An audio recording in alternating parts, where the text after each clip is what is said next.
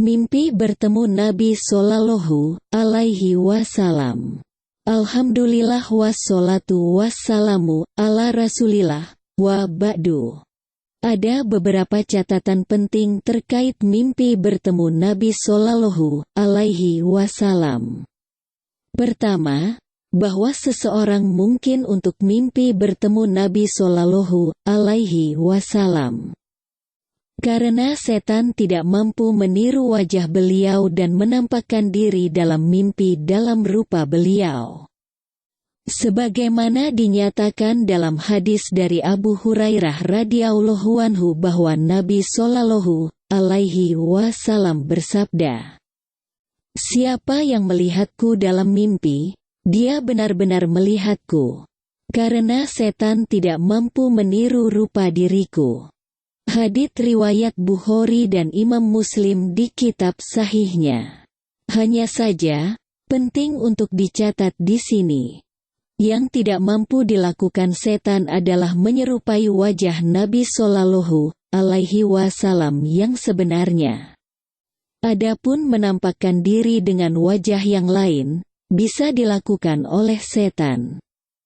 Kemudian dia mengaku sebagai nabi atau orang yang melihatnya mengira bahwa dia nabi, padahal sejatinya setan.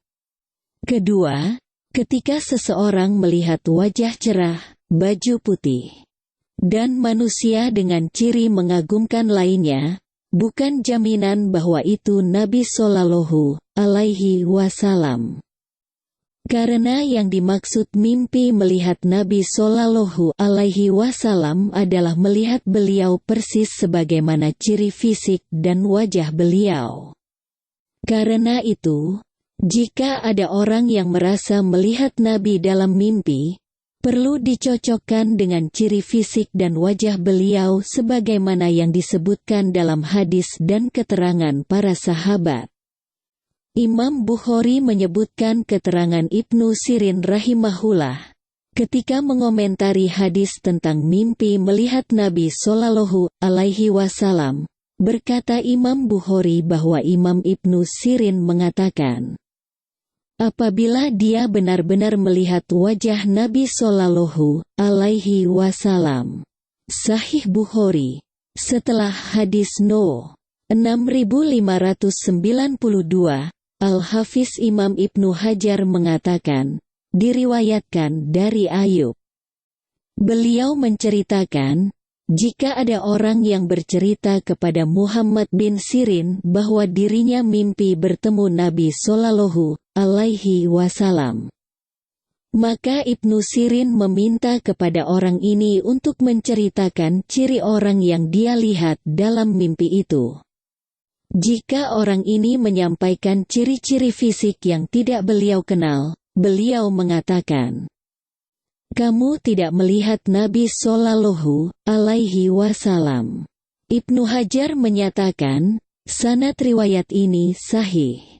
Kemudian beliau membawakan riwayat yang lain, bahwa Kulaib, seorang tabi'in, pernah berkata kepada Ibnu Abbas radhiyallahu anhuma, "Aku melihat Nabi Shallallahu Alaihi Wasallam dalam mimpi."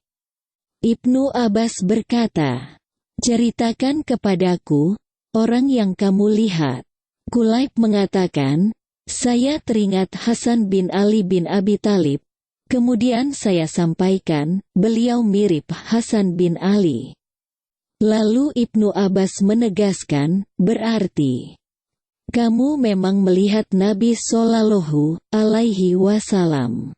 Keterangan ini sanadnya jayyid, dimuat dalam kitab Fathul Bari, jilid 12, halaman 383-384. Disadur dari Kitab Fatawa Islam, Tanya Jawab, nomor 23367. Ketiga, bagaimana caranya agar bisa mengenal ciri fisik Nabi Shallallahu Alaihi Wasallam agar tidak ditipu setan?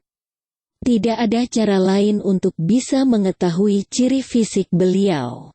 Selain dengan membaca hadis-hadis dan keterangan sahabat yang menceritakan ciri-ciri fisik Nabi Shallallahu Alaihi Wasallam. Sebagaimana yang kita pahami, tidak ada manusia yang catatan sejarahnya paling lengkap, melebihi sejarah Rasulullah Shallallahu Alaihi Wasallam. Dan ini bagian dari jasa besar para sahabat yang menceritakan segala sesuatu terkait beliau. Bahkan sampai bentuk rambut, gerakan tubuh, jenggot, perkiraan jumlah uban, tinggi badan, postur tubuh, cara berjalan, dan seterusnya sangat detail. Dengan rahmat dan karunia Allah, warisan pengetahuan semacam ini tidak disia-siakan para ulama. Mereka kumpulkan semuanya dan mereka kodifikasikan dalam berbagai literatur. Nah, disinilah ada buku khusus yang ditulis para ulama hadis. Isinya mengumpulkan hadis-hadis tentang ciri dan sifat Rasulullah Shallallahu Alaihi Wasallam, baik dari sisi fisik maupun non-fisik. Buku semacam ini diistilahkan dengan Kitab Asy-Syama'il. Ada beberapa karya ulama dalam bentuk Asy-Syama'il, di antaranya, 1. Asy-Syamil al-Muhammadiyah, karya Imam At-Tirmidzi. 2. Asy-Syamil Asy-Syarifah, karya Imam As-Suyuti. 3. Al-Anwar fi Syamil an-Nabi al-Mukhtar, karya Imam al-Bagawi. 4. Syamil ar-Rasul Shallallahu Alaihi Wasallam, karya Imam Ahmad bin Abdul Fattah Zawawi. Di antara beberapa kitab di atas, kitab Syamil yang paling terkenal dan banyak mendapatkan perhatian para ulama adalah Kitab Syamil karya Imam Tirmidzi. Para ulama setelah beliau, ada yang meringkas dan ada yang memberi penjelasan. Adapun berkaitan seseorang berbohong bahwa dia bermimpi Nabi padahal itu tidak terjadi sama sekali pada mimpinya, maka para ulama menasehatkan agar tidak berdusta atas nama Rasulullah. Karena berdusta atas nama Rasulullah adalah dosa besar.